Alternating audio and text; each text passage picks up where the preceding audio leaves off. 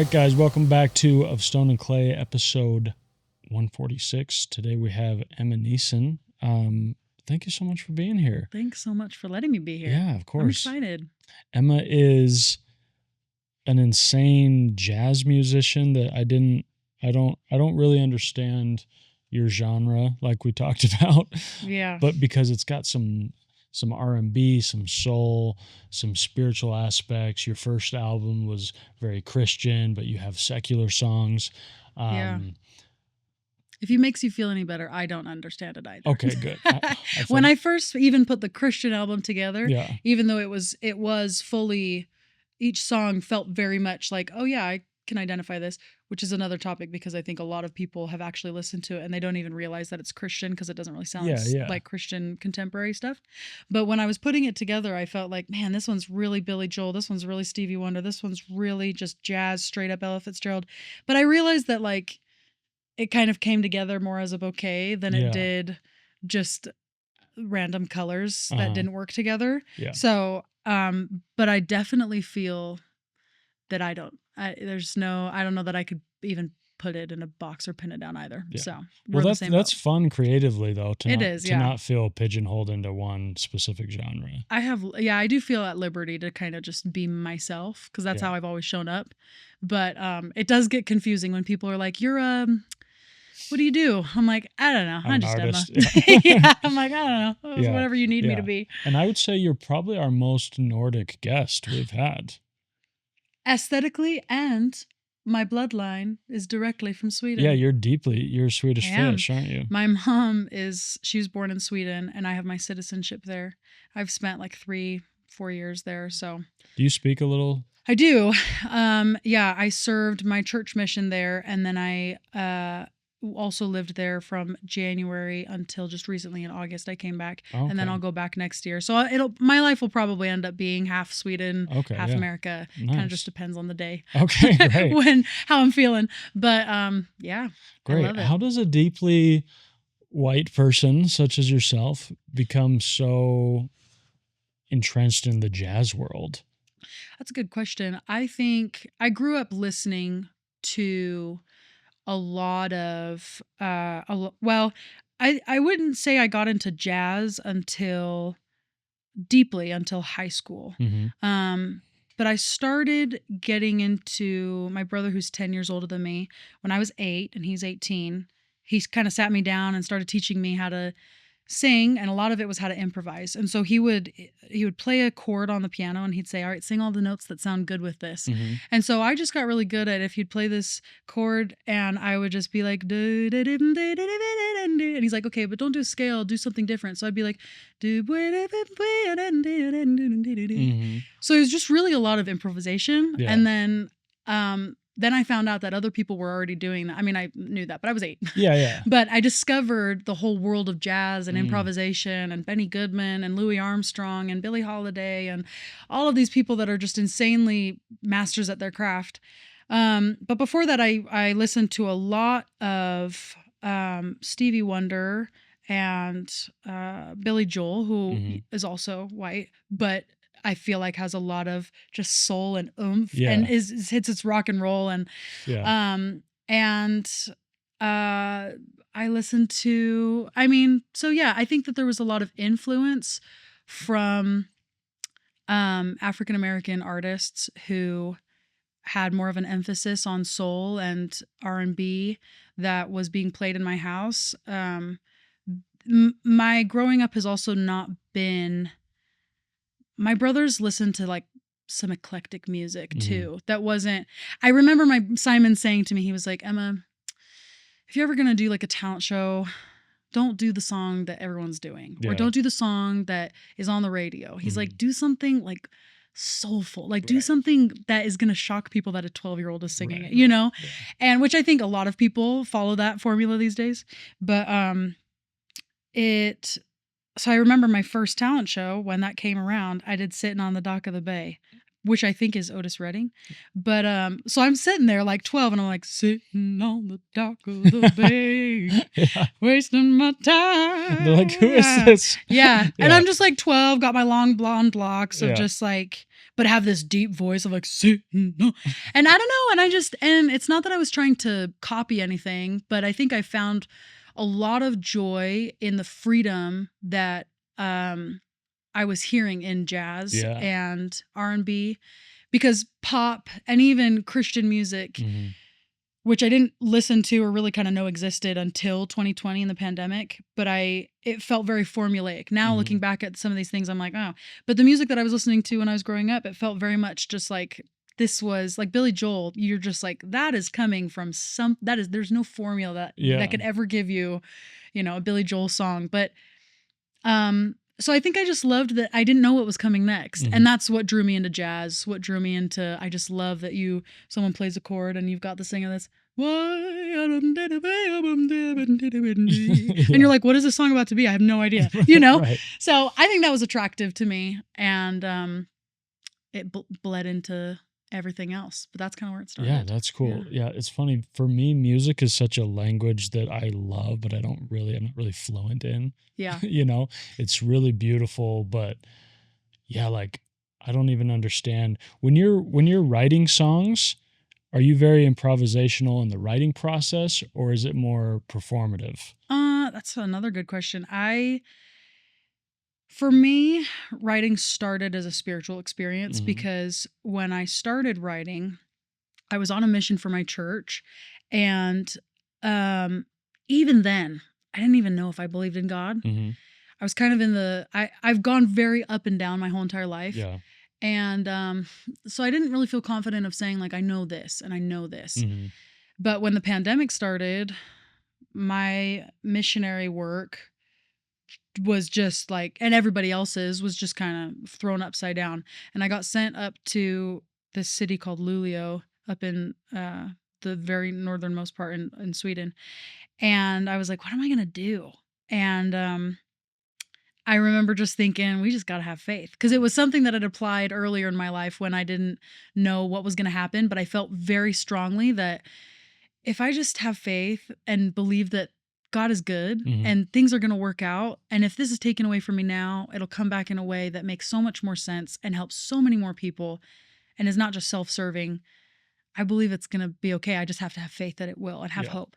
And so that had happened previously, and I was sitting there, I was like, we just got to have faith. And then I go over to the piano, not intending to write, but just sitting down and gotta have faith in the Lord. Because I'm hearing this gospel choir of all this, Yeah. And all of a sudden I'm like, okay, faith in the Lord, that what? That the sun will rise tomorrow and I'll be stronger than before. I'm like, that makes sense. Yeah. And so to me, I've never really given myself full credit for writing those songs. And I would extend that to the stuff that I've written that's more secular, because I don't think that God was like, all right, I've inspired you and now you just go run along and do your own thing. I won't inspire you anymore. I think that everything has been inspired by a higher power. Yeah. That I was humble enough to tap into, to like say, all right, I can't do this on my own. I think there's something bigger out there that knows more than I do. Yeah. Because up until that point, I was singing truly for my own benefit, just to hear my own voice. Right. And it wasn't to help anyone. There was no message that I had. And even as a missionary, I wasn't quite sure what I wanted to tell people, but I knew I wanted to be authentic. And I knew I just wanted to make people's lives better. But I didn't know that I had the answer to make their lives better when I'm meeting people that I know nothing about. Right. And so for me, I was like, well, faith has made my life better.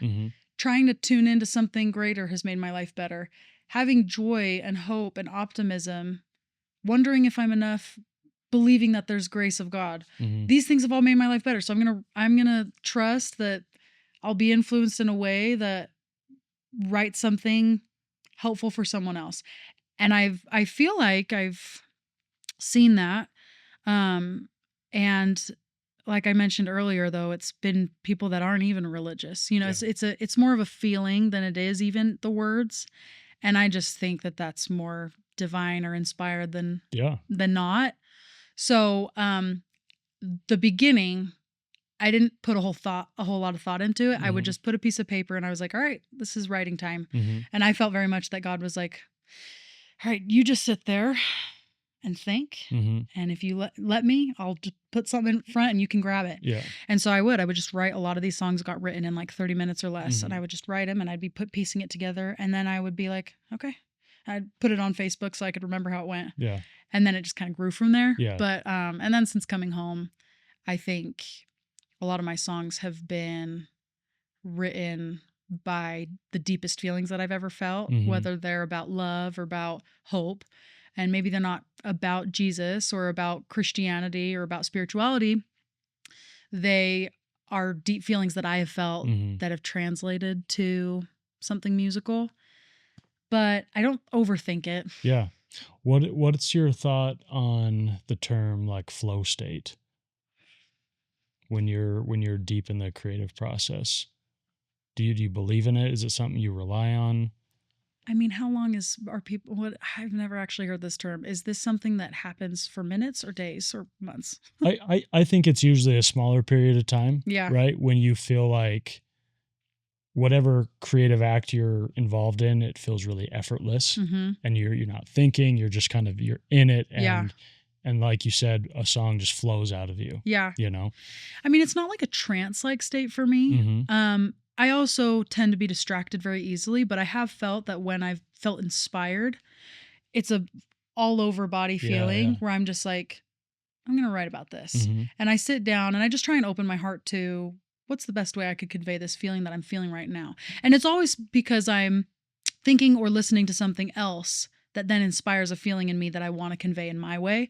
So, whether it's talking with somebody or listening, I have a song called Angels that's just all about angels on this side and that side and how they're cheering us on, they're there. And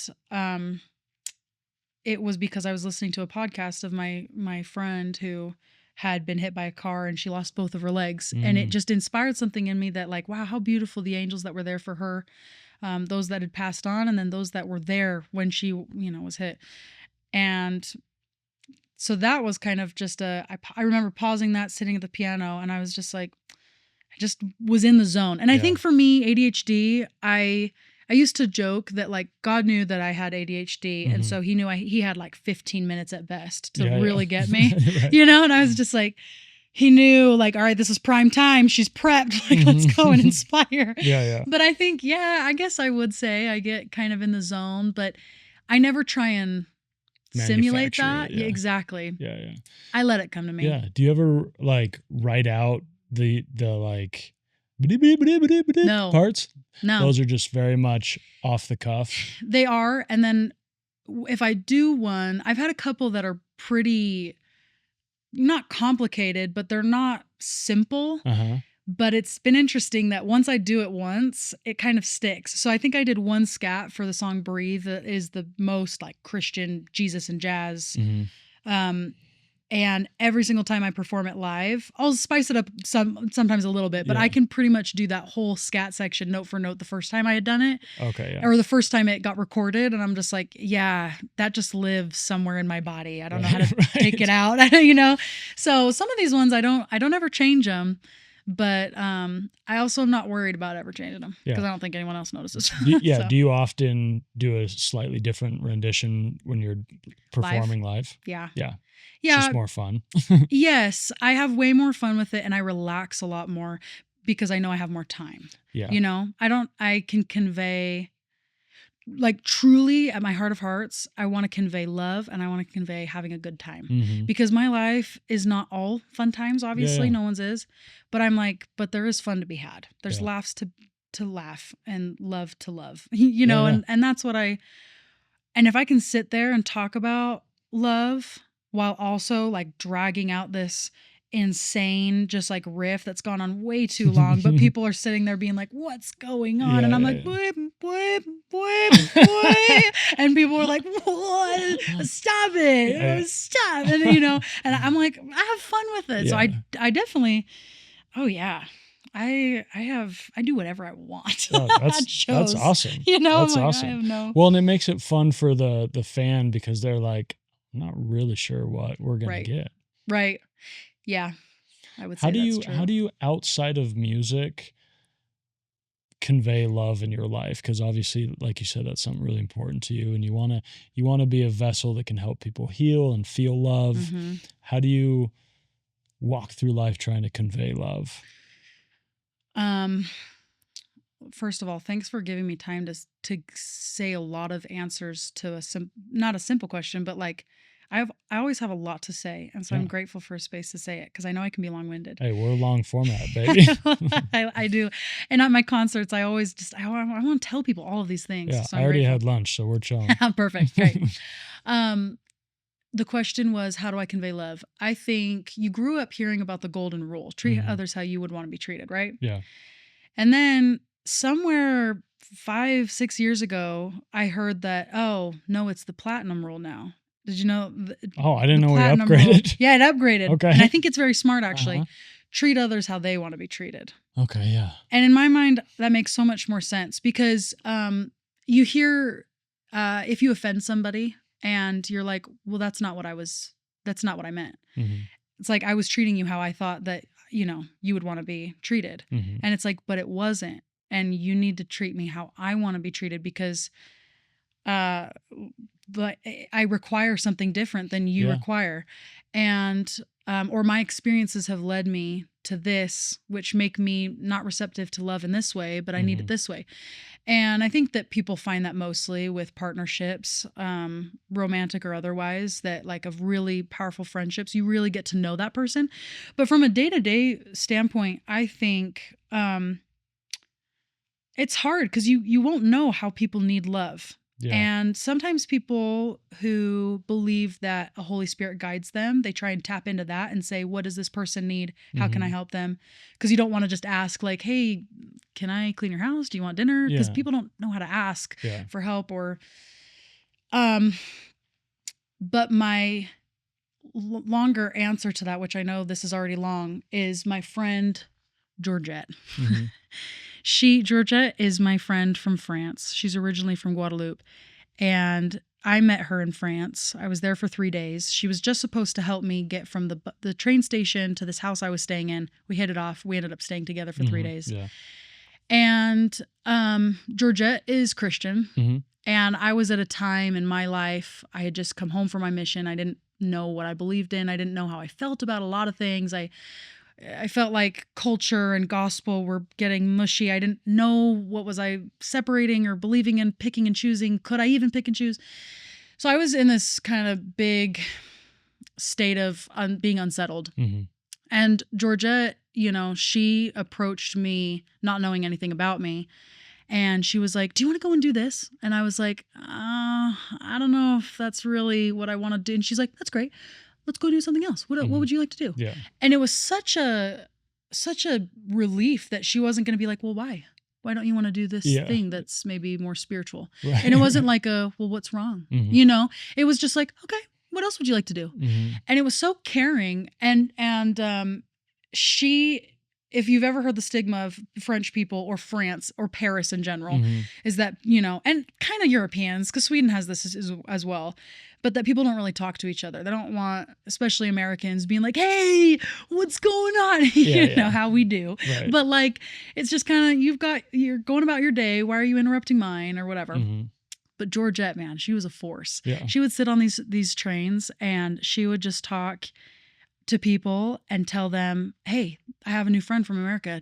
Teach her something in French. Mm-hmm. And these people would be like, what? And she'd be like, yeah, introduce yourself. Yeah. And they'd be like, bonjour, je m'appelle Philippe. And I'm just like, bonjour. And I'm like, I'm sorry, I don't know. And then I'm like, why am I apologizing for connecting with a human? I was like, this isn't embarrassing at all. Because she is having the time of her life. And she goes, yeah, she's a singer. Sing something. And I'm like, what? And we're on the train. Yeah. And then our kind of theme for the whole thing was this little light of mine. Mm-hmm. But Georgette couldn't hold a tune to save her life. But she'd always be like, this little light, come on. And I'm like, this little light. And they're like, yeah, I love this song. Yeah, yeah. And I would connect with people like truly not trying to rope them into, and hey, by the way, do you believe in God? Because you need to. Right. It was like, and here's my CD for $18. Right. I had no agenda. Yeah. I had no end game. There was no missionary in me that was like, let me get in the door so that I can tell them what I believe, so they Sure. agree with You're me. just trying to connect. Exactly. And I Yeah. felt like connection and being curious about them Mm-hmm. helped me love them in a way that they wanted to be loved. Yeah. And so sometimes you just have to be full of love yourself to then meet people in that way. Mm-hmm. But she taught me something that forever changed my life. And that was, she calls it her objective. I call it the Georgette's. Yeah. 3 questions you ask yourself every day, morning or night, doesn't matter. What can I do to be better? Or how can I repent? Some people don't like the word repentance, which I totally get. But what can I do better that I didn't do yesterday that I want to do today? Or that I did do yesterday I do not want to do today? What can I do better? 2, who will hold me accountable and how? If I had offended you yesterday and I said, listen, Taylor, I want to do this differently. And not that you're responsible for me, but if this happens again, this is how I want you to tell me to do it differently. Yeah. It's like I give you like, or even with God, it's like if you believe in God and you say, God, I really don't like how I did this. And next time I do this thing, I want you to remind me in this way. I want you to show up in my life in this way. So kind of, being responsible for how you want to see and do better. And then the third one is just why you love everyone in the room, including yourself. And I just love that because it started my day as, you know what? I'm not perfect. I'm going to acknowledge that. Yeah. But I love myself still. And I know that there's a way that I can do better. And this is how I'm going to do it. It's holding myself accountable. But even though maybe there was something I wanted to do better, I still love myself. And I still loved everyone that I was with. And you don't even have to say love. You can say, I appreciate you, you know? Yeah. And it just like, I've done it with all my roommates. I've done it with everyone that I've ever met. I've just been, I tell everyone about it. I'm like, do your Georgettes every single day. It'll change your life. But that for me, on my spiritual journey, has really helped the idea, because a lot of people believe in, progressing, doing better, becoming either more Christ-like or just becoming more in tune with yourself or your emotions. And that helped me be like, yeah, I want to have a great day today. This is how I want to do it. And I love myself and I love whoever I'm with. And I love that I get to try again. Yeah. And then you go out there and you just meet people with like, it just kind of lifts your spirits. Yeah. And then I think that allows people to open up to you. And that was the very, very long-winded answer to how do I love people day to day is I don't have an agenda. I don't have anything that they need to be for me to love them. Yeah. I make sure that I am in tune and in love with my own life and myself, not in a prideful or egotistical way, but just that I love that I'm alive and I want other people to enjoy that they're alive. Yeah. And find something that is worth holding on to, no matter what they believe. Because there's always an overlap in humanity. Right. 2 people may have not a lot in common, but the overlap is that we're here together. Yeah. Yeah. And that can be celebrated, I think. So thank you. That was the long answer. Yeah. Hey, you don't need to apologize for length. Apologize for brevity, if anything. Yeah. But you'll never hear that from me. But yeah, I feel like for me, it's impossible to like truly help someone unless you really, really know them. Like, obviously you can help strangers with obvious things. Right. But when you're trying to ask yourself like, well, how can I love somebody the way they need to be loved? Right. It's by just being there. It's by being present. Being curious about them. Yeah. And then the more you know them, the more you know, like, I know they're struggling right now. And I don't need to go ask them what they need because I already know. Right. Yeah. And being open to hearing them say, I need you to love me in this way. Yeah. And I think when you get closer with people, they get more confident in saying, this is how I need you to love me. It's a skill for sure. Wanting to tell someone something specific that you need. But I think it's beautiful, especially when strangers can come to a place where, especially if you've come from, and unfortunately this happens a lot, I think in this political climate, I've met people that I have judged because of any label that they may carry. And for someone that talks so much about love, I've really had to stop myself and say, Emma, have you learned anything about them at all? And I've had some really good experiences with people that I've chatted with that I thought they would feel one way about something, but I realized no, we feel the same way. We have the same priorities. It's just through a different lens. Yeah. But like just like a lens or like a Venn diagram, it's like you focus and it might not be the whole thing, but there is an overlap. Yeah. You can communicate and connect on something. And I just think that being curious about people, especially the ones that you disagree or don't understand, help you grow the most too. Yeah. Yeah, and I think it's really dangerous to say X, Y, and Z about someone disqualifies them for me loving them. Yeah. Even if it's something that you vehemently disagree with, Mm. you find abhorrent, you find heinous. It's like, It's all great words. thank you. You don't necessarily need to love them in the same way you love your friends and family, Right. or the same way you interact with them, but to immediately disqualify somebody from your love Mm-hmm. is a slippery slope, I think. Yeah, I would agree. I would agree with you. And I think connecting with people on small scale stuff Mhm. is what has made me. I mean, obviously people have large stories they have big details and they're big things. But I mean, I find that when I connect with people on just like, what do you like on your pizza? Me Mhm. too. Or like, you like this? You like olives? You like pineapple on your pizza? Like, Mhm. me too. And then you just are like, oh man. Sometimes I have so often, I don't know if you feel this way, but I'm just like, we're just floating on a rock. You know what I'm Yeah, saying? yeah, It's yeah. like, we're just trying our best. Sometimes I feel so tenderly about humanity, just that like, we're just doing our best. Well, yeah, sometimes I like to remind people that this is your very first time being a human. It's very, very wise. Like Yeah. so we give ourselves such a hard time because Yeah. we're so very, very keenly aware of our own mistakes and Yeah. weaknesses, and it's hard to forgive ourselves for it. It's hard to show ourselves grace, but it's like, man, this is our first attempt. Right. Well, and don't you feel like sometimes, because technically we're part of the animal kingdom, but animals have these like by a certain time they need to have developed this skill, otherwise they won't survive. Mhm. And it's very cutthroat, and it's very much like, by this you need to have this marker by this time. There's like a word that I'm missing of, but like, you need to have this skill, otherwise you won't survive. And I think humans, we think like, by 30 I need to have this figured out, or Yeah. by 40 I need to have.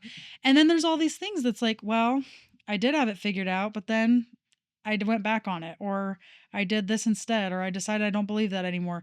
And I think we're so constantly like looking side to side that we're like, well, man, they're 30 and I didn't figure that out until I was 48. Or you Mhm. just like, I don't know.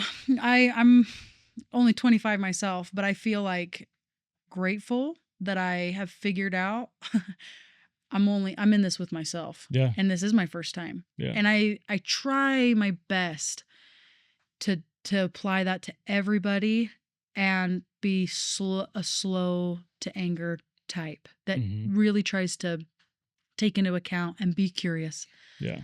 about other people.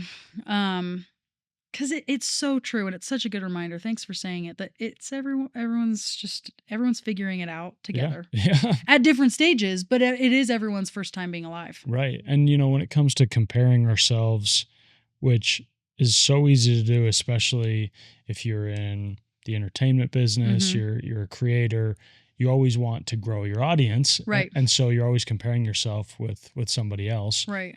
And to me, I'm like, it's nice to have milestones and different metrics of progression, but also what other people are doing is ultimately none of my business.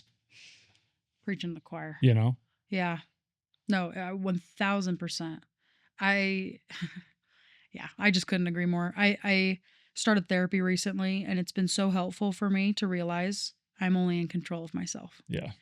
And that also has kind of helped with my journey of religion. I think sometimes everything being a spectrum, everything having nuance, everything not being black and white, but being a lot of gray. Mm-hmm.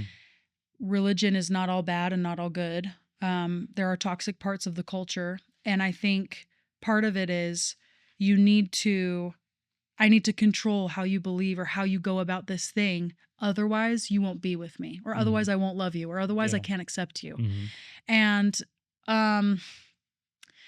because of my life, I'm just so far removed from that narrative. I just am like, no, I cannot control anyone. I Yeah. cannot force them to live the life that I think they should be living or that I think is best for everyone. I don't think it's a one size fits all. And and if it is, it's not my one size. It can't be. Yeah. Yeah. Cause I like, I'm just, anyway. So I agree with that,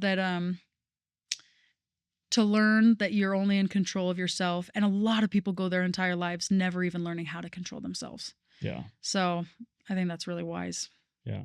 Yeah. I barely can control anything I do, but You're like, I don't know, 7 cookies later. How did I get here? I'm happy to be here though. What has been your sort of, I feel like you said, I love how you said everything is so nuanced and everything's a spectrum. What would you say your experience has been with like depression or sadness? I mean, when people talk about Winnie the Pooh is kind of not probably the answer you think I was going to give, but Hey, I just read a book called The Tao of Pooh. really? Uh-huh. Pooh or Yeah. what are we talking about? I've read both, but about sort of how Winnie the Pooh has sort of this Taoist philosophy. Oh, well, and I kind of just think of the joy, and yes, that all of these characters kind of represent all of these emotions maybe that Christopher Robin was experiencing, but just that Christopher Robin and a lot of these children in these books, and just children in general, we refer to them as just like naive, or they don't pay taxes, they don't have to worry about feeding other children most of the time, they don't a lot of things. And I understand that I'm coming from a place of privilege. These are not things that I've had to worry about, but mostly there's a childlike wonder. That's why that's the phrase. Yeah. And I think as you become an adult, no matter where you are in the world, it can be more difficult because there are more things that are expected of you. So it's been interesting because I felt like a very, very happy child and even a very happy teen and adult. And everyone, it's so cliche, but everyone always worries about people when they go into the industry, and and for good reason, because it's a lot of pressure. It's a lot of, everything. But yeah, I have experienced, I would never have called myself a depressed person. And even now it's interesting because I see it as such a one thing, like Eeyore, of just kind of like, so down. But I realize that with this nuance of sometimes it manifests in ways that it won't in another person, or just in ways that you weren't expecting it to. And I feel like it's through therapy that I've started, I've been anxious, I've been depressed about certain things, and I was surprised when my therapist was like, your depression's going up. And I was like, but I feel better. Yeah. And she's like, yeah, but you're sleeping 11 hours a day and you cry all the time. Are you sure you feel happy? And I was like, I mean, I guess so. Like, I'm just tired. I went, have you ever been to the Clochies place? Have you ever gone Clochies here? I was having a bad day and I went in there and I was like, do you guys have an egg and cheese? And they're like, no. And I was like, well, when will you have it? And they're like, 11 minutes, 10 minutes. And I was like, okay, I'm going to go wait in my car.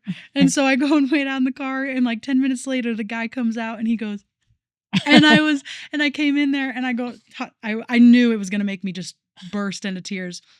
But I went in there and I was like, you guys. And he goes, have a great day. And that was one of those things where it was like, he didn't know how I needed to be loved. But in that moment, he could sense I needed something. Yeah. And he's like, have a great day. And I did tell him, I was like, I'm going to need 2 more kolaches. I was like, just bag 2 more up for me. But it was so, so sweet. But I just like, I don't know. It's such an interesting question, because if you had asked me that even just like 4 weeks ago, I would have been like, well, I don't really suffer with depression. Yeah. But it's been very interesting because I've really tried to, this next album, a lot of it is looking at myself and really trying to understand myself and really trying to understand, how do I feel about God existing? Yeah. How do I feel about other people not caring if he exists or not? How do I feel? All of these things. And I think Two, as my spirituality has changed, I may feel okay with where I'm at, but I do mourn some losses of some things that maybe I don't believe in anymore, or I believe differently. And sometimes it makes me feel scared or unsettled because I don't feel like I know anymore. Yeah. Because I came to a point where I was like, I don't know anything anymore. Yeah. I believe a lot, but I guess I don't know anything. And once I really let that sit and I was like okay with not knowing and living with some doubt, I think that's when it kind of started to creep in of like, oh, well, some of these things might be a little more sad. But it's been really interesting to navigate that. Well, why am I sad about these things? And does it have anything to do with anything real, or is it things that am I just worried unnecessarily? I think depression's a thing that I don't quite understand yet. I mean, it's a hairy monster. It is. Yeah. And it's different, I think, for a lot of people because it gets triggered by different things. But my friend told me just the other day, she said that she had heard from somebody, I think some influencer or something, that depression can't hit a moving target. Right. And I think about Eeyore and how they invited him everywhere. And, he was depressed, but he went. Right, and it was, right. and maybe that's not a great example because he was still depressed and he was moving. But a little bit, just that, like, I got to keep moving. I can't. And I have to keep letting myself grow. Yeah. And I can't just say, well, this is where I'm at. I'm just going to sit here. Yeah. I'm like, I might feel low, but I know it gets better. Yeah. And I know that it doesn't always feel this way. And I also hope that me not knowing isn't a threat to anybody else that does feel like they know. Yeah.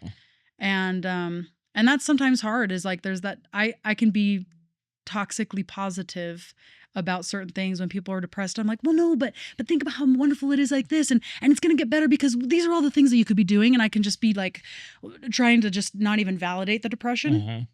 But then it took me having it and experiencing it to realize, like, I have to acknowledge these things. I have to critically think about my emotions. I can't just be like, oh, no, that's a bad emotion, I'm just going to let it get better. You have to work through them. Yeah. So anyway, I don't know that I answered that well, in my opinion, but it was a question that I don't know that I was expecting, that I was like, yeah, this is interesting that you would ask this, because this is something that is new for me that I don't even know how to maybe even talk about, it's like, I don't even know. No, I think you answered terrifically. Oh, but, thanks. because I think, the really interesting thing about, call it depression, call it depressive thoughts, Right. depressive episodes, Right. whatever, is it can be triggered by anything. Right. And sometimes, like, maybe you're experiencing some really sad, heavy feelings because of some existential questions and some dread, maybe even some nihilism, right? Right. But then it can spiral and it can become, well, because of this, now I'm sad about this, and I'm sad about this, and now my self-worth is down, and now there's shame, and it all gets kind of convoluted. Yeah. But I think for myself, a lot of what's helped me in depressive moments is saying, like, is not feeling any shame about it and just being like, yeah, so what? Like, I'm a little depressed, big deal. Yeah. Like, I am going to be Eeyore, and I'm just going to be with friends and sad. Yeah. You know? And friends that know to let you be sad. Yeah. I've had to learn that about people in my life, that I can't, I'm not responsible for how they feel. I'm not, and I'm also not responsible for turning it around, because a lot of this stuff, it's not just a quick fix. It's something that you do have to sit with. Yeah. I love that you said that, because another thing that really helped, I used to really struggle with body dysmorphia, and I just had a bad bout of like 8 months where I just thought the worst sadness about myself, and I wasn't depressed, but I was really mean to myself. Yeah. I finally went You to were this. a bully. I was to myself. Yeah. Totally. I was like, no one wants to see. It was just like, it's what bullies say to people before they put them in a trash can. Right. And it was weird because I didn't want to feel that way, but I almost in some way thought that I deserved to feel that way. And it wasn't until I went to a cognitive thinking class with a friend of mine from high school's mom who taught it, who is also a friend of mine. She teaching about thoughts are just thoughts. They're never true unless they're a fact. Facts are true. Yeah. But your thoughts, they're made up. And so if they're all made up anyway, then we need to be thinking the thoughts, ideally, that give us a great life rather than a, not awful one. And I was like, that's not true. I can think right now I'm looking at a lamp and that's a true thought. She goes, that's a fact. Right. It's a fact that there's a lamp there. Yeah. And she's like, tell me what's a thought that you have about yourself. And I'm like, that I shouldn't go out because no one wants to be with me or see me. And she's like, is it true? And I'm like, well, it feels true. Yeah. And she's like, but it's a thought that you're having, that you're giving yourself evidence for who knows what, but it's not true. Yeah. It's made up. It's your opinion. Yeah. It's your belief about yourself. She goes, so make up a different thought. Come up with something else that's nice about yourself. And I'm like, well, then I'd be lying. She goes, no, you would be making up another thought that just has a positive twist. Right. It's like, okay, I'm great to be around. People love feeling me. She goes, how does that make you feel? Yeah. And I was like, well, if I really believed that, that'd make me go out more and make more friends and feel better about myself. And she's like, and then how would you act? And I was like, well, I'd probably act happier or like I loved myself. And she's like, how would you define yourself? And I was like, as a happy person that loved other people and myself. She's like, okay, well, the opposite is true right now, that you're having negative thoughts. And a lot of this was not exactly said. I'm paraphrasing of the whole experience. But, basically you have these negative thoughts about yourself and then you feel a certain way and then you act a certain way and then you define yourself a certain way, which leads you to more thoughts. And it was night and day for me. And I know that not all people are that lucky or it's not that easy. But for that, it was like this piece of information I'd been missing that I was like, I can think what I want. Right. And I was like, oh my gosh. Yeah. And it changed for me, the body dysmorphia. It was like this cloud that I was like, nay, go away. Yeah. And then it never came back. I was like, yeah, you're done. Yeah. And because I was like, turns out I'm in charge of how I feel. Right. And that does get difficult when we talk about depression, because I know that that's a lot for some and many. There's chemical imbalances there. There's things that we can't control. And it's not as easy as saying, we'll just have positive thoughts and it'll be fine. Sure. But for a lot of life, we do choose how we think about it. And we do choose then how we feel about it. Yeah. And it impacts how we act. And so what I was going to say to that is when you were saying, so what? It was kind of, she was like, if there is a fact, and that was the other thing she was saying, is that facts are always neutral. Then you decide how, there's the lamp there. And I either decide I hate that lamp or it's a good lamp. Yeah. I decide it's a good lamp. It's okay. Yeah. It's all right. It's neutral. Yeah. But, she's like, and a lot of things just kind of get to stay neutral. And so you just say, there's a lamp there. And right. So I started telling myself ... and, which I feel in effect is kind of what you were saying of like, and, or that person was really rude to me ... and yeah, like, and what? Now I have to decide how I'm going to feel about it. Oh, I'm in charge and I'm going to decide this, you know? Yeah. And I think it's nice to say, okay, say you're going through a breakup or something and you're just like, you know what? My heart feels like it just went through a pressure cooker and I want to die and I can't bear to think about this person anymore. But okay. Yeah. That's okay. Yeah. These are normal feelings. Yeah. Like, of course my heart would be ultra tender right now. Right. And so why give myself additional grief right. for feeling that way? Right. Yeah, I think there's an important balance of letting it live and then, but not letting it fester. Yeah. I wanted to share something my buddy told me that I think is an amazing insight into what a depressed person is often going through. Because like you said, I think a lot of us, even if we felt it, we can go back to maybe a toxic positivity. Right. Right. Yeah.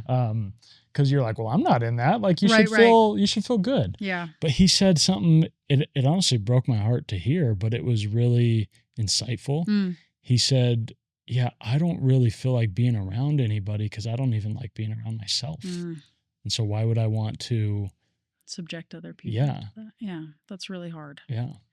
And that's so hard because it's not just made up. It's not when we're talking about made up thoughts, it is a real feeling that people feel. Yeah. And that's really hard because no matter how positive I am or how much I try to love people, that is something that's in them, and you can't control how much someone loves themselves. Yeah. And yeah, I think that's why we try and find answers, and we do stay curious, because it feels like there's still things to discover. Yeah. There's still things to love. There's love to love and life to live and laugh to laugh. So I love that. There's laugh to laugh. I know there is lots, especially if you're hanging out with me and my mom or me and my dad. There's lots. Yeah, there's laugh to laugh. Lots to laugh. But yeah, that is heartbreaking though, because people that don't, and I wouldn't even say that I'm like a chronically depressed person. Sure.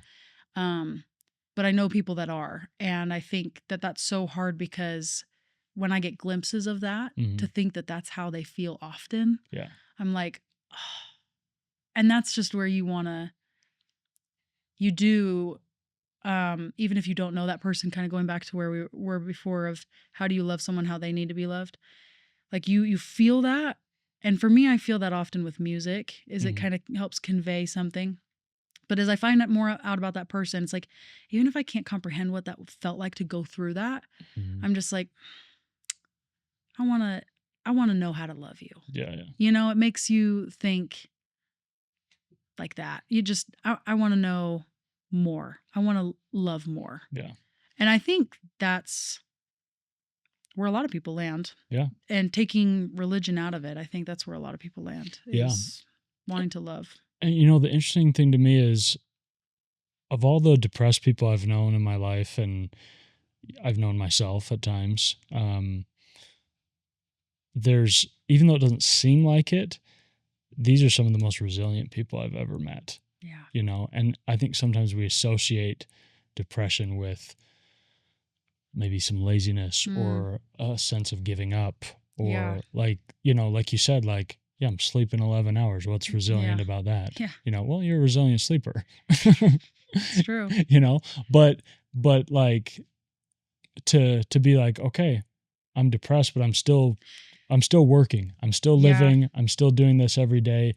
And especially people that are in and out of that cycle, to know, like, how dreadful to know that cycle will likely come up again. Right. But to still press forward. Yes. I agree 100%, because that is something that I've become more aware of in these last 3 years, is also just knowing I've learned a lot about OCD as well. I have a good friend who got diagnosed, and we learned a lot about it together, and how exhausting it is that sometimes your mind works against you. Yeah. It's like you don't want that for anybody. Right. And so I agree with you that it is such a resilient thing to get up day after day, not knowing what your mind's going to want to do to you. And that you can't really control some of the things that like, especially with OCD and intrusive thoughts, and just worrying a lot about what's going to happen if this doesn't go this way, or, what could be. It's exhausting. Yeah. And though I may not experience it to the height of some other people that have it worse than I do, I have even just a small amount of empathy of just, I can concur that it's exhausting. Yeah. And I feel so much more for people that they get up every day and they do stuff, even though, when they're quiet, that it's not quiet in their head. Yeah. It's just like constant battle of just trying to think or rethink or unthink. Yeah, that's a good way to put it, that their mind is kind of working against them. Totally. I had such a cool conversation yesterday with this guy, and we were talking about intrusive thoughts, and I was giving him this metaphor that I love, where I'm like, I want to treat intrusive thoughts like I would treat someone intruding my home. Like, okay, it sucks that you're here, but you got to go, like you're not welcome to sit down and have tea with me. Right. you got to go. Yeah.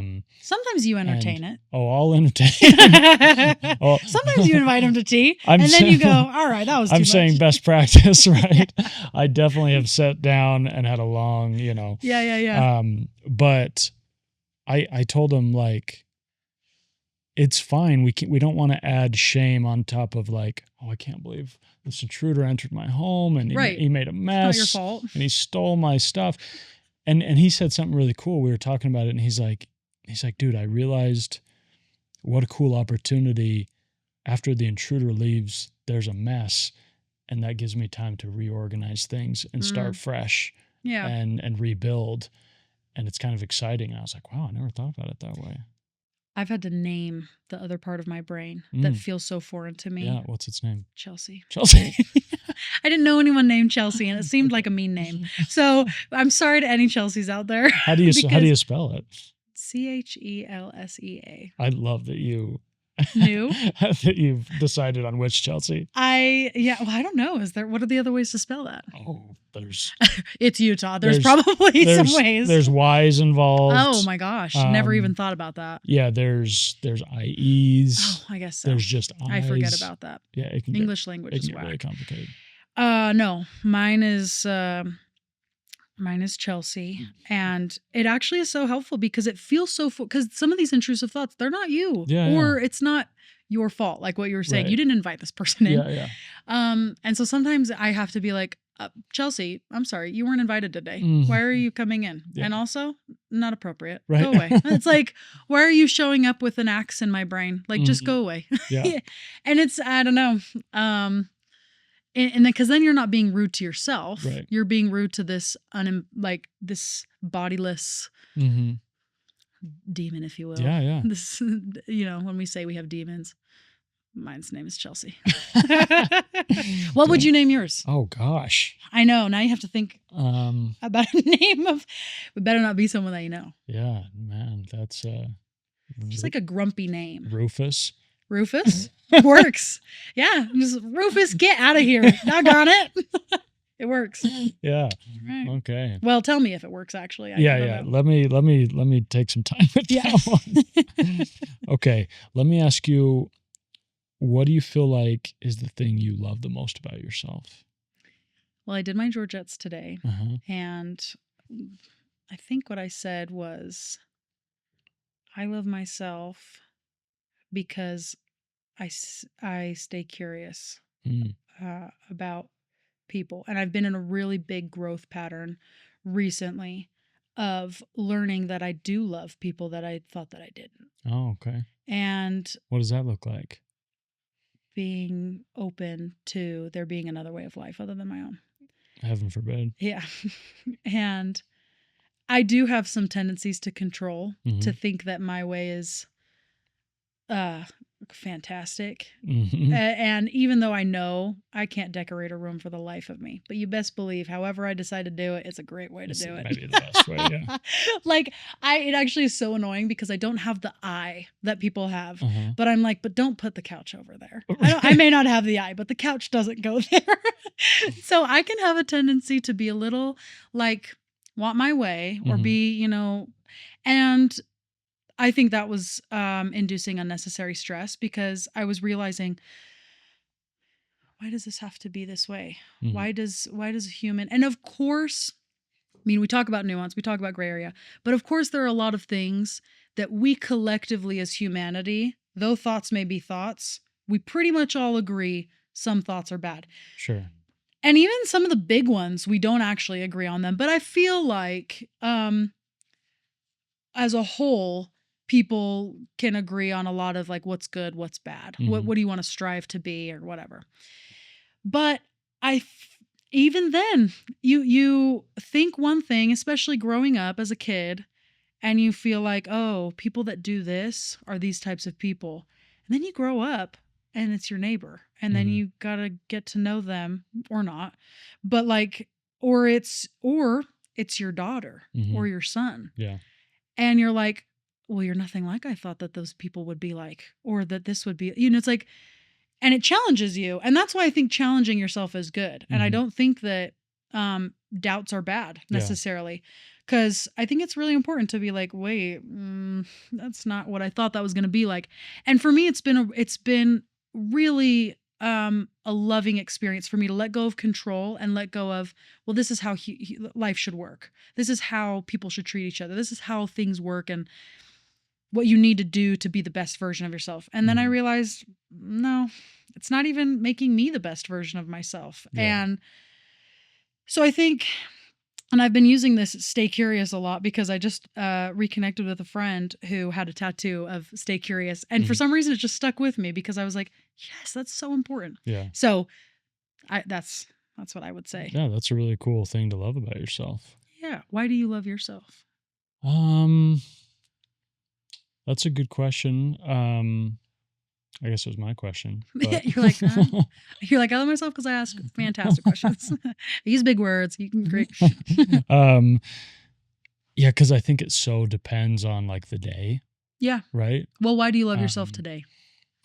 Okay, I haven't gone there yet, but let's go there. We could do our Georgettes. Yeah. Because I could tell you why I don't really want to talk about myself anymore. I mean, I just talked for like 5 whole minutes. Okay, let's review. I don't know. Your Georgettes. Okay. What's something you want to do better today? Okay, let's do or one, different. One at a time. Okay, something I want to do better today. Yeah, or different. I want to be like hyper present with people. And I feel like I'm usually pretty good. Yeah. But it ebbs From and what flows. I know of you, I feel like you're really present with people. Right. But it ebbs and flows. Yeah. And I want to, sometimes I'm even good at appearing very present. Right. But my mind is elsewhere. Yeah. And I'm not fully with you. Yeah. Even last night, I got a phone call from a good buddy. And I was just thinking about 20 other things, and I was just kind of like, yeah, I hear you, buddy. Yep, you're the man. I love you. Yep. Going through the rotary of just things to keep it going, yeah. And he's an awesome chatterbox, and he's just like, yeah. And so he was probably none the wiser. Right. But I don't want to do that. I envy the people that are none the wiser in those positions because I know just from like a split second, I'm like, why did you twitch that way? You don't like me. You know, I'm like totally overthinking it. But I was on the phone and he couldn't see your eyes twitching. Gotcha. But yeah, it was a lot of twitching. But okay, the second question is who's going to hold you accountable and how? Even if it's yourself that's holding yourself accountable. Yeah, I would say with that, it's got to be me. I like to. I don't know that I ask God to like hold me accountable, but I kind of tell him things to kind of keep myself accountable. I don't really know what the difference is. Yeah. But I like talking to God like he's a therapist that will respond when he wants to and on his own time. And it's free. Yeah. And I can see him as often as possible. Yeah. And he takes my insurance. Yeah. You know. I love that. And so yeah. Yeah. Okay. And why do you love yourself today? Today. I would say I love myself because I am always thinking about a lot of people that I really care about. And people are just like paramount to me. They're the most important thing. And even when I'm down, like it's hard for me to stay down very long because I'm always looking to connect. Yeah. And I love that about myself. I love that. Me. Love that for you. My thing that I want to do better. That's a really good one because I find myself being distracted all the time, especially because I do a lot of stuff myself. I need to learn how to delegate, but I can find myself not being present a lot of the time and just getting distracted. But for the sake of coming up with something new, I think I want to, I'll kind of tag on to it. I want to be present with myself. I'm reading a book about breathing right now. Okay. And I want to. You've been breathing well this whole interview, by the way. Yeah. You're not hearing me go the whole time. Yeah. No, great exhales. Thanks. I want to be able to identify emotions. And one thing in therapy is like being able to stop and say, what am I feeling? Okay, now what do I need to do? Yeah. And so that's something that I want to practice because I've been feeling a little out of that. And I just want to, I feel like I'm going around seeing all these other things and I'm like, I'm not even seeing myself, you know, Mhm. like I'm not even living in my body Yeah. sometimes because I'm so just go, go, go. So that's what I want to do. And I think the way that I'm going to do that is one, I'll keep reading my book. Two, I will, I think when sometimes, have you ever read the book Atomic Habits? Mm. Just, I think about, it's talking about how if you, as you define yourself as somebody, you create better habits and habits can all stack onto each other and you find cues that then will give you a habit. Anyway, I'm trying to think of when something happens, how will that remind me to tell myself to check in? Mm. And I'm trying to think of a cue. When I walk in the door to my house or when I walk outside the door of my Mhm. house, I will take a minute and breathe. When I Yeah. get home before I leave, just breathe and say, how am I feeling? Yeah, yeah. Do I need to change anything? Do I need to go back out, walk in again? Right. I think that's what I'm going to do. And I love myself because I'm trying. Yeah, yeah. Yeah, I'm trying and I'm curious. Yeah. What a great and simple reason to love yourself. Yeah. It's just like, bro, I'm freaking trying. I'm here. Yeah. I am Yeah. currently alive. Yeah. When you realize it's enough to love somebody else. Yeah, yeah, absolutely. Yeah. I have a friend, her name's Tasha, and she's a therapist. And I remember one time we met up, we're gonna get dinner, and I was like, hey, how was your day? And she's like, I don't know, I haven't had time to check in with myself. I love that. I love that. And it was I love people honestly answering how they are. yeah. When you ask someone, how are you? And they think about it. Yeah. And it's yeah. not just the American, good, how are you? Right, right. Yeah. And obviously sometimes with strangers you're like, I don't have time to tell you how I'm You're actually on a hike. doing. Yeah. You got one exhale to communicate how you are. Yeah. You know. Almost at But yeah, I really struggle with platitudes. And so when she said that, I was like, that's such a good point.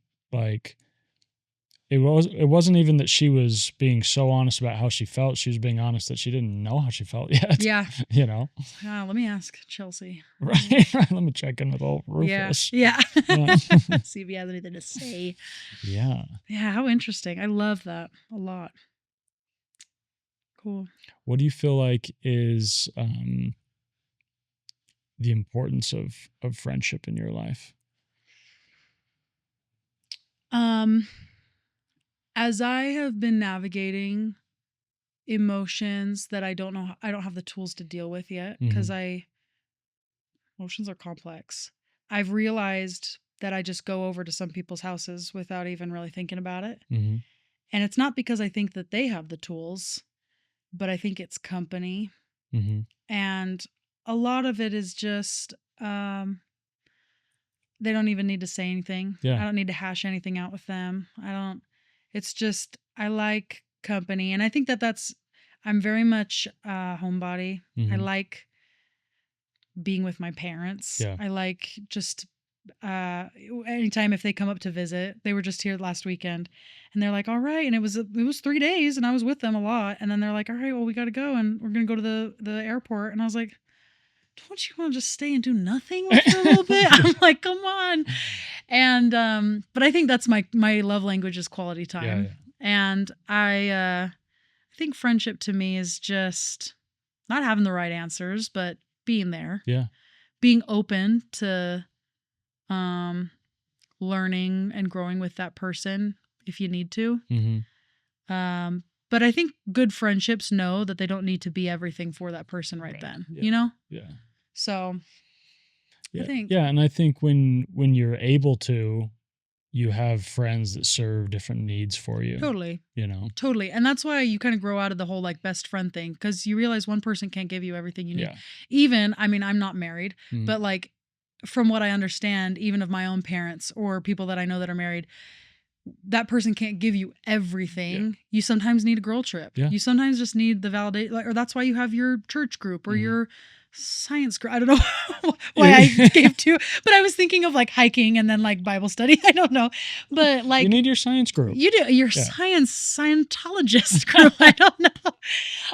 No, but I do think that that's one of the wonderful things about the creation of so many different types of personalities Mhm. is you're not supposed to be friends with everyone. That's what I believe. I'm not going to please everyone. I'm not even going to try. Yeah. I'm gonna try. You're going to try. I'm just Okay. kidding. I wish you well on Thank you. that Thank endeavor. you. I will be far behind. Yeah, I've been failing. So No, but I think when people say, I love sometimes these little phrases that come back to me full force where I'm like, oh, that makes such beautiful sense. You're not everyone's cup of tea. Mhm. And as I started drinking little herbal teas, I Mhm. realized I don't like the chocolate flavored ones, but I Sure. really like the mint flavored ones. And I really like the raspberry ones. And that's okay. Like, tea's not taking that personally. Yeah. It's just not my cup of tea. Yeah. And when I like think about that, it's such a beautiful, perfect metaphor. Mhm. And when I apply that to people, it's like, yeah, I don't have anything personal with you. You're Yeah. just not my cup of tea. Yeah. And like, that doesn't mean that you spend time hating them. Yeah.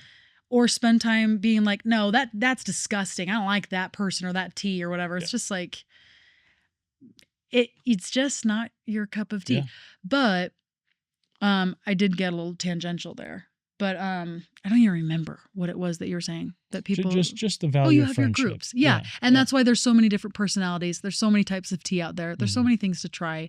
And sometimes you might like a cup of tea for a while and then you move on to a different Right. one. You just remember to don't have tea with the intrusive thoughts. Right. Yeah. No matter what Seriously. flavor. You can have tea with Rufus, but he's not your cup of tea. Right. The metaphor's gone too far. Yeah. Anyway. I'm happy we went there though. Oh. Yeah. What is what's the challenge been for you as you've become more, I know it's kind of icky to talk about, but just more in the public arena, more eyes on you, more of an audience. What is dating been like as that has happened in the last couple of years? Has it been different? Has it been difficult? Has it been challenging? No, because I don't date. Oh, you don't date? I don't. Okay. I had one boyfriend, and that was the only boyfriend that I've ever had. Uh-huh. And yeah, I think, and also I appreciated that it had nothing to do with my career. Like Yeah. there was no, we never discovered each other because of anything that I was doing. Yeah. But no, as far as like public, I feel like musically and creatively, I've just written a lot more of, because the more people you meet or the more people that are exposed to you and vice Mhm. versa. Yeah. Vice versa? Vice versa? Vice versa. Okay. For some reason I thought, have I been saying that wrong for 25 years? Is that the more people that you're exposed to, just the more hate you get or the more judgment you get Sure. that you don't necessarily get if you're just in a group that you kind of cherry pick from birth. Yeah. So, I've written a lot more songs that are like, yes, they're about love and they're about whatever. But the new ones that I've been writing and that will be kind of on this album are just more like, you know what? It's going to be okay. You need to chill. Yeah. That's seriously, I have a song called Live and Let Live. Mm-hmm. And it's like, you think that you know me. You think you kind of get the general vibe, but I'm going to disappoint you. Mm-hmm. I'm not going to be what you think I am or you think I should be. And you have to have patience with me because I'm somebody, like you said, this is our first time. We're all just being humans for the first time together. Live and let live. Be patient with me because I'm learning to love for the first time. I'm learning to live for the first time. Yeah. And so I have written a lot more songs that are just like have so much grace for people because I realize it is so hard to have so many people judge you. Mm-hmm. And also, I guess when I say like I'm not trying to please everyone, it's because I've heard some pretty hot takes about what people think I should be doing. And I'm just like, no, I'm not going to do that. Right. And so I don't know, because I'm not like famous and I'm not, I think in Utah, because there's kind of a higher concentration of But you're famous adjacent. Maybe. I know a couple of people that if I were in their crowd, I don't know that I would be recognized at all, but they would definitely, I know some famous people, but I don't know that I'm like any sort of like I don't know. I've never Well, felt in. there's just so many different levels to There it. is, You and know? it is nuanced. Because you for sure will get recognized in some places and people will come Right. up to you. Right. And obviously you have the ability to sell tickets to shows Right. that lots of people come to. Noticed or like recognized, maybe compared to just any old Joe. Like, yes, Mhm. but like when I'm thinking, because the world that I'm kind of headed in Uh-huh. is like, we're talking Meghan Trainor Right. and Beyonce, and it's like, I'm like, I'm not Meghan Trainor or Beyonce. You know what I'm saying? Yeah. So I'm seeing it, I guess, from my point of view. But you're right, yeah. It hasn't. I think we talked a little bit about this personally before we began, that for me, I try and show up authentically on Instagram or Mhm. social media or wherever I am. But of course, I keep a lot of my life private. I keep a lot of my beliefs private. I keep a Mhm. lot of me. Because for one, it's just like I have to have something to myself, you know? Yeah. And I have to also let myself grow. I'm not a fan of coming out and being like, this is what I believe and this is how I'm always going to feel. Because I'm like, whoa, no, my life is very much always changing. And so I need to like be allowed to formulate my opinions. Yeah. And we were talking about sometimes people just think that because you're on Instagram and because a bunch of people follow you, that you need to speak up for certain things or Yeah. you need to. And I think in some ways that's true, but I think a lot of times it's like, well, you don't speak for everyone in this arena or Right. whatever. Like, because I got labeled as a Christian singer, Mhm. it was like, well, you need to be saying these types of things. And I Yeah. was like, actually, I'm Emma. Like, actually, I have no agenda. Yeah, I never signed some deal that Right. said now I'm a Christian influencer. Right. And I think some people, they are trying to hit that formula. Mhm. And then some people are not. Some people are truly there just for the vibes. Or Right. just for like they're not trying to accomplish something. Yeah. And I'm trying to accomplish things in my own ways, but I think the thing that I'm not stressed about, Mhm. but I know is maybe surprising to people is I always want to be honest. So if somebody asks me a direct question, I'll be honest with them. And I think people are surprised at what my spirituality is, and how it's maybe changed since that first album. I mean, these songs were written in 2020. Right. And I think people think that I'm writing them and then releasing them, but all of the songs that were on this song and most of the ones on this next album coming out next year were written in 2020. Right. And so there are things that maybe I don't relate with the exact same anymore. And people are catching me 6 years later. But I'm presenting something from 6 years ago. Yeah. So I think that's something that I like. I don't ever want to disappoint people or but I can't control that. I have no, because then I meet just as many people that tell me stupid things about myself. I have just as many, if not double, that are like, oh, this is so refreshing. I didn't know this about you. Or, oh, how fun. I love getting to know you. Or, you know, so I don't know. I haven't felt a whole ton of pressure to be anything else or show up as anything else. And I guess really it's a miracle you're seeing me with brushed hair, because I still go out in public, don't even brush my hair. And then people see me and they're like, oh my gosh, are you a Nissen? And I'm like, yeah, don't look at me. I'm like, don't ask for a picture. I can't. But it's okay. It's okay. Right. Yeah. Yeah. I love That was such a long answer to not even anything. No, that was great. What is, if you don't mind me asking, if you've only really ever had one boyfriend, how has it been like dealing with the end of that relationship? I don't know, because it's so fresh. Yeah. And I am somebody that feels deeply. And yeah, I don't know. I think it's like maybe just too fresh to even talk about. Because it's just, I don't have any bad feelings about it. Yeah. But I think there's no wrong question. But I think for me, it's like, they're just my feelings, you know? Yeah. In a way. So I don't know. I don't know if I can even speak to it. Yeah. I mean, yeah, my last relationship, if you'd asked me to soon after, I had all the thoughts up here, but it would have come out as tears. Yeah. Yeah. I feel deeply. I feel still a lot of love. No animosity, no disappointment, no. But I think one of the things is like I put a lot of pressure on myself to know, which is interesting because when I'm talking about religion, it's not this way. But I think with love and romance and dating and being in that type of setting, for me, I feel like when people say like, oh, when you know, you know. Mhm. And so I feel like I am going to know exactly how it's supposed to feel. I'm going to know everything. And it's like you don't know, and that's why you date people. Right.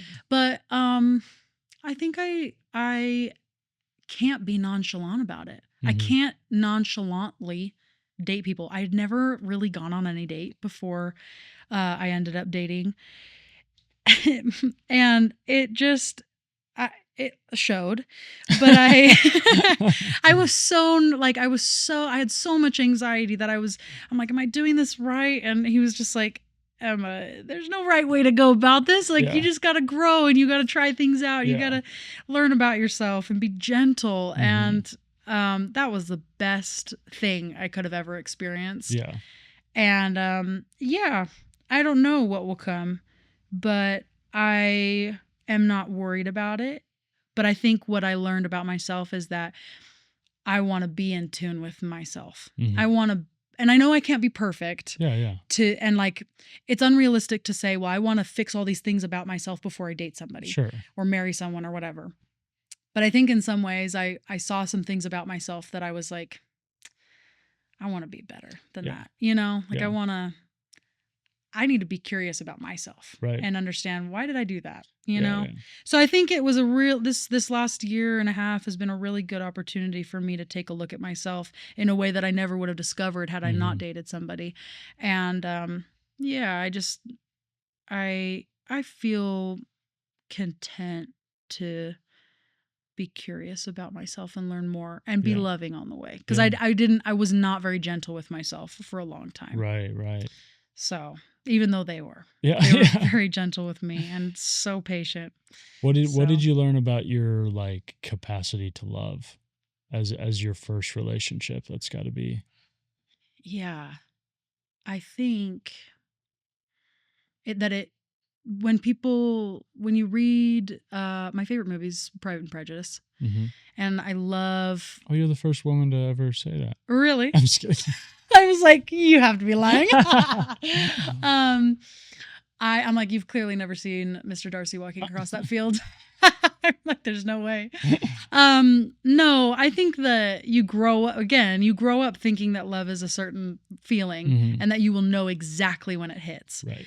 And I think I learned that, being in love feels just, it's not like a movie all the time. Right. It can be, but it's like, it's actually, I know if this horse is dead, it's glue now, because I'm going to say something that we've been saying the whole time. But loving and learning what love is and how I love, I think was realizing that my way wasn't the way, and that I really did value somebody else's existence in my life and the quality of life that they gave me. Yeah. And that I had a capacity to, and what I want to keep expanding is that I can keep valuing other people's opinions. And I think it's just hard for me because I want to value people, but then I also think, well, do I just have that opinion because they have it, or because I respect them, or whatever? But that it's just, I know we've said it a ton, but I want to be curious about people. I want to learn more about them. I don't want to just be heard. I want to hear other people, and I want to get better at being like, what makes you feel that way? Help me understand. And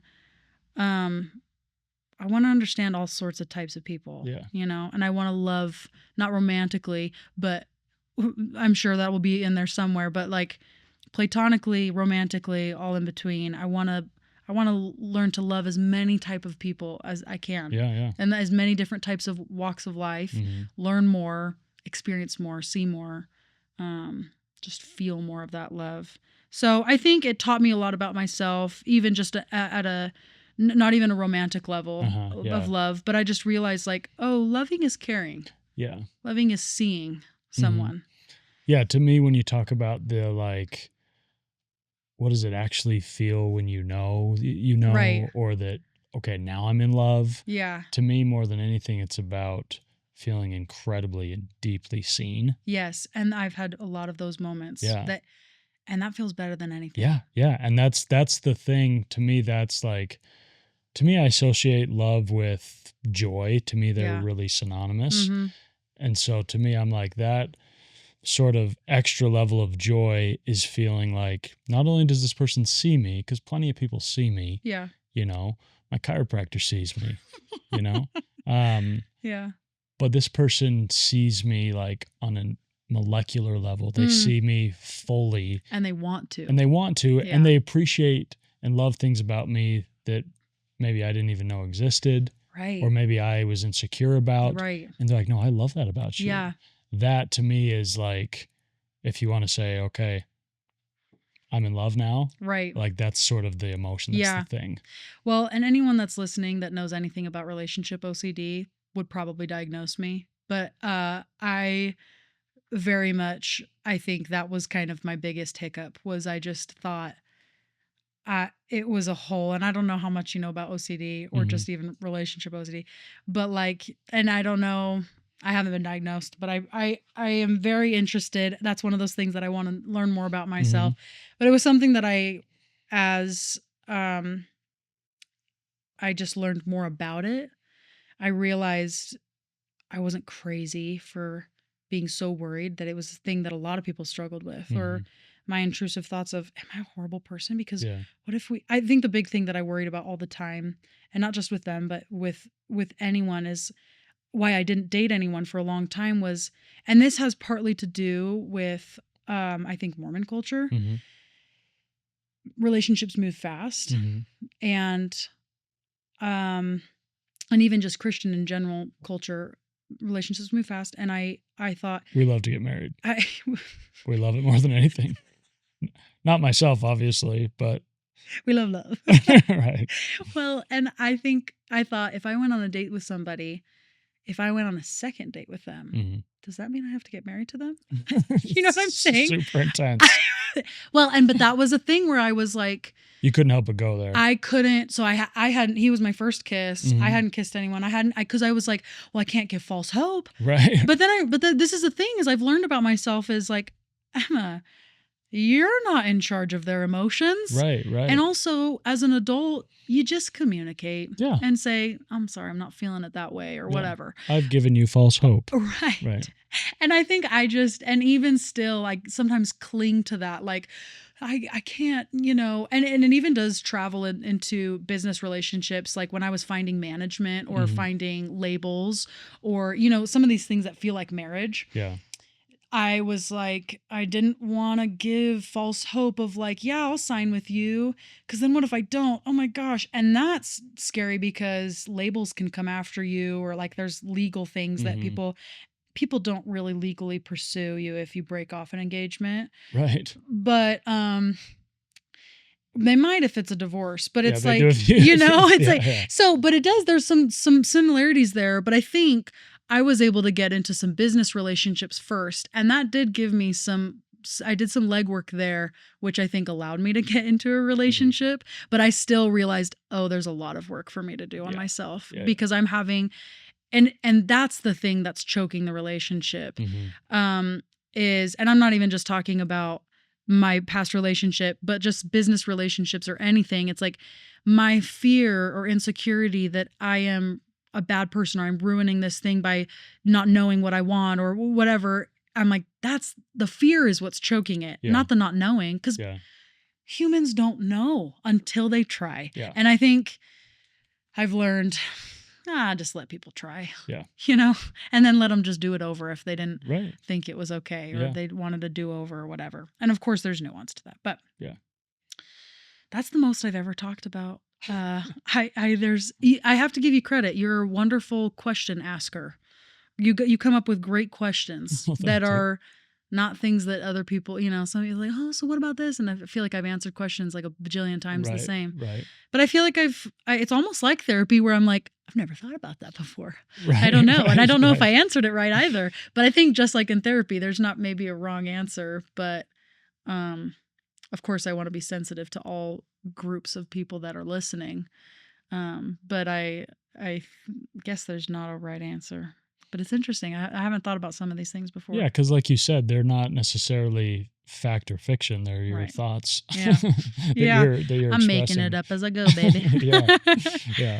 But yeah, the challenge as a podcast host is often, if you're having someone on that has been on lots of podcasts or they've done lots of interviews or whatever, you're like, I don't want to ask you something that you've answered 1,000 Right. times. So you just have a canned answer in your head. That's Yeah. not, even if you are being very honest about it, it doesn't feel very authentic. Right. Well, it doesn't really stimulate the creativity of conversation. Because you kind of get my shows, even I tell a lot of the same stories, but that's why the music is different. Right. Even if I tell the same stories, the background, the history, because it's the same all the time. Yeah, I have to just something different. Right. But yeah, and I have to do my own version of that because I can't scat. Yeah. But well, what would your version of that be? If you don't scat, I like to. Like I told you, I'm so repulsed by platitudes that I try to ask people questions that aren't typical. Yeah. I try to interact with people. I think you do that. Yeah. I try to interact with people in ways that they're not expecting. Like I do that at the drive-through. Yeah. Like they're expecting me to just say, "Hey, thanks, blah blah blah. Here's my credit card." Right. And I'll ask them like, "Hey, how come you only charged me the normal price?"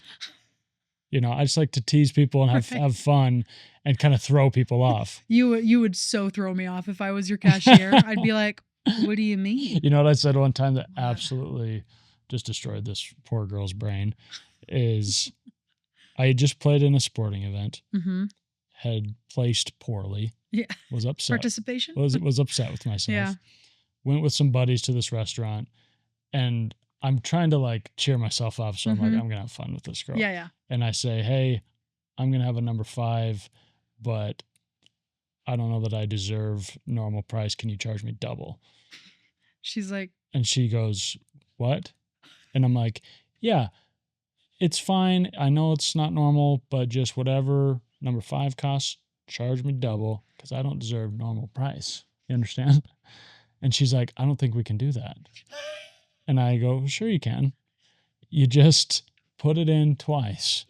And she's like, so you want 2 number 5s? I'm like, no. I want 1 number 5. You didn't even feel like backtracking. Charge it double. Yeah.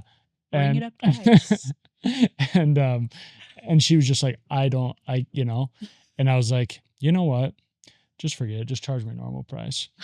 You're like, you know what? Change my mind. I'll take it. Yeah.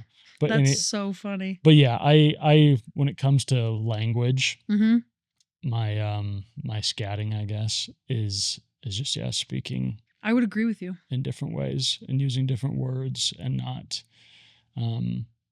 saying things that are just programmed into my brain. Yeah. No, I would agree with you, and I'm appreciative that is your skill. Yeah, thank you. For sure. Okay, 2 more questions, then we'll get you out of here. And just so everyone knows, Emma is wearing a really nice polka dotted skirt. I am. It was a set, but no one was gonna appreciate it because can't see it. But just know it's so cute. Just know, it's incredible. With my loafers. Yeah. I'm feeling very. Emma's in a really good spot. I am. Yeah. This is a great day for me. Brushed my hair. I'm like, I got actual clothes on, not just sweats. Right. Fantastic. Yeah. Thank you for the compliment. Okay. Penultimate question. If you could kind of say anything to our dearest Chelsea, to sort of the negative parts of you, the dark side of your brain, maybe, what would be maybe the advice or the admonishment, or what would you say to that part of you? Well, I am not good at confrontation, actually. So part of me is like, Let her do her thing. yeah, I'm just like, I just hope she leaves. No, but or I guess I don't, this is a really good question. My admonishment to Chelsea to help her understand, because that's where I think, I still believe Chelsea can get there. She can become a good part. No, she never will be. That's the thing, is Chelsea's just trash. Is it really gonna matter when I'm 80 or dead? Why are you stressed, Chelsea? Yeah. And do I need to be stressed? Or can I give all that stress to you and you can go away? Yeah. I've been doing this thing recently where I do kind of the opposite of this, and I just sit and I close my eyes and I imagine me when I'm 6, sitting next to me or in front of me or talking to me, because I talk a lot. And I used to make photo booth videos talking about cows and talking about making up songs and all this stuff. And I just imagine all the things that I want to tell somebody or tell myself or talk about. I just imagine 6-year-old me. Yeah. And it's kind of this thing about being engaged, being present with someone. I try and be so present with myself and let my 6-year-old talk and just be like, well, and you know this and this and this and this and this and this. And, because that's how I was. I was just all over the place. And I listen and I go, I love that. What a great thought. You're so smart. And I just, and it's not that I was not hurt as a child, but I think that it's easier to sometimes love you as a child because you see yourself so innocent, so like, oh, so pure, like you're just trying your best, and sometimes we get all confused because we think, oh, I'm not trying my best, I'm a bad person, whatever, and you're like, Chelsea, get out of here. But it's so easy to love, you as a child and say, great job, it's gonna go great. Or if it doesn't, it's okay, I still love you. Yeah. And so that's been a really, really emotional experience for me, because I realize how much I love and care about myself in a way that's not prideful, in a way that's not, oh, I'm the best, or people want me around and I'm, blessing other people's lives, but in a way that truly is like, you take up space, girl. Yeah. You talk about the things that you want to talk about, and I'll listen forever. Because you and me, we're in this together. Yeah. What would you say to Rufus? Or what about, do you ever, have you ever tried that, of talking to yourself as a child? Yeah. It's not something I do a lot. No, but it's, I would say it's more like imagining what he would.